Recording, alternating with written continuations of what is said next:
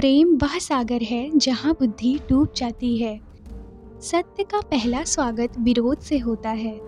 अपने विचारों पर ध्यान दो क्योंकि वे तुम्हारे शब्द बनेंगे। अपने शब्दों पर ध्यान दो क्योंकि वे तुम्हारे कर्म बनेंगे। और अपने कर्मों पर ध्यान दो क्योंकि वे स्वयं तुम बनोगे। अक्सर ऐसा होता है, जिसके पास धन है उनको पुत्र नहीं, जिसके पास धन है उनको संतान नहीं। अक्सर ऐसा होता है कि धनी आदमियों को गोद लेने पड़ते हैं बेटे।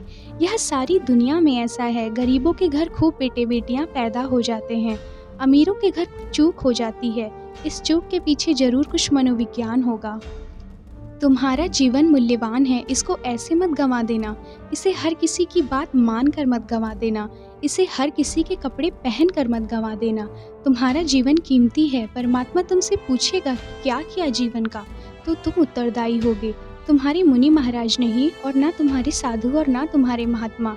कोई उत्तर नहीं देगा, तुम्हें ही उत्तर देना पड़ेगा। तुम्हारे लिए तुम ही जी रहे हो और तुम्हारे लिए तुम ही मरोगे। तुम्हारे लिए तुम ही उत्तरदायी होगे। इसलिए जीवन को इस ढंग से जीना कि तुम उत्तर दे सको। बहुत मुश्किल है जब तुम्हारी निंदा में कोई सत्य कहे तो तुम समझ पाओ कि सत्य है।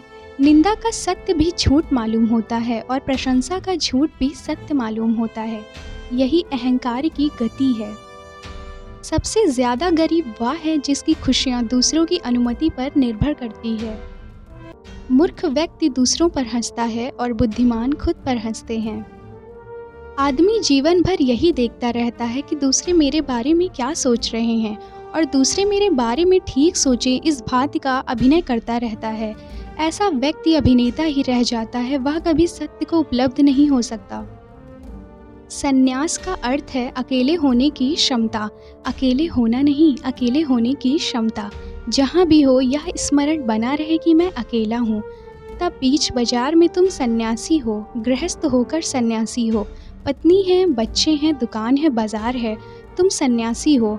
इतनी याद बनी रहे कि मैं अकेला हूँ। सुख को पकड़ना चाहते हो, दुख को हटाना चाहते हो, यह नहीं होगा। या तो दोनों को छोड़ दो या दोनों के लिए राजी हो जाओ। दोनों हालत में आपके जीवन में क्रांति हो जाएगी। ना तो क्रोध, ना लोभ, ना मोह, इनसे तुम सीधे मत लड़ना। इसलिए मैं निरंतर कहता हूँ कि तुम्हारी लड़ाई सिर्फ एक से है, अहंकार। और अहंकार को मारने का एक ही उपाय है, ध्यान। क्योंकि जैसे जैसे तुम ध्यानस्थ होते हो अहंकार तिरोहित होने लगता है। अहंकार बच सकता है गैर ध्यान की अवस्था में। जितने तुम मूर्छित हो उतना ज़्यादा अहंकार। जितने तुम होश से भर जाओगे उस दिन अहंकार खो जाता है। अगर अहंकार को मिटाना हो तो तुम जागना, ज़्यादा होशपूर्वक जीना, उठते बैठते ध्यान को साधना, चलते फिरते भीतर होश बना रहे, खोएगा ना। नींद में मत चलना, मूर्छित जीवन को मत चलने देना। जो भी करना जानते हुए करना।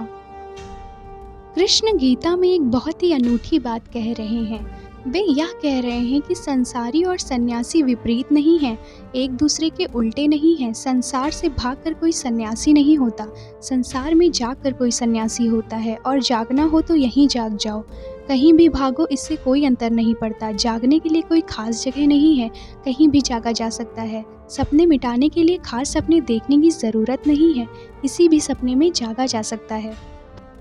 प्रेम और विवाह का क्या संबंध है? प्रेम से तो विवाह निकल सकता है, लेकिन विवाह से प्रेम नहीं निकलता और नहीं निकल सकता है। प्रेम परमात्मा की व्यवस्था है और विवाह आदमी की व्यवस्था है। विवाह सामाजिक संस्था है, प्रेम प्रकृति का दान है। प्रेम तो प्राणों के किसी कोने में अनजाने पैदा होता है। एक तो संसार है परमात्मा का, उसका तो तुम्हें कुछ पता नहीं। एक संसार है तुम्हारे अहंकार का, बस उसमें ही तुम जीते हो, उसी में समाप्त हो जाते हो। जब तक धर्मों में पाप धोने की व्यवस्था है, लोग पाप धो धो कर पाप करते रहेंगे।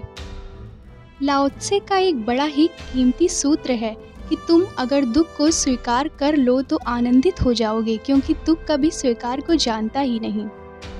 मैं बुद्ध को इसलिए अपनाता हूँ कि बुद्ध ना तो स्वर्ग का लालच दिखाते हैं और ना ही नर्क का भय। वे ना तो अपने को भगवान कहते हैं, ना ही मुक्तिदाता। वे तो अपने को सिर्फ एक मार्गदाता बताते हैं।